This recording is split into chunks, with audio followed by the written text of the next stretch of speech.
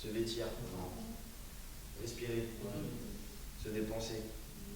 Pour répondre au mieux aux besoins de l'enfant, il faut déjà les connaître. Xavier, l'un des formateurs, essaie donc de façon interactive d'inculquer aux futurs animateurs les bases pour l'épanouissement et la sécurité de l'enfant.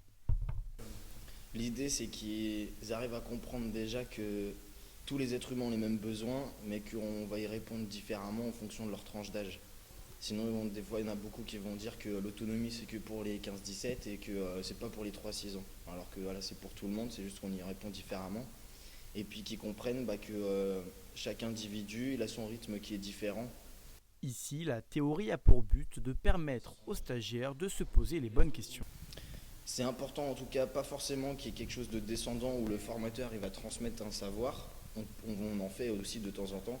Je crois que le plus important, c'est qu'il lance une réflexion qui va remettre en cause leurs préjugés et que nous, à travers les outils, les questions qu'on va mettre en place, ils arrivent à reconstruire quelque chose collectivement qui soit plus adapté à l'enfant pour que notre pédagogie elle soit plus efficace et qu'elle soit plus porteur de sens que ce qu'ils font d'habitude. Active et attentive durant l'atelier, Jemima comprend bien les enjeux.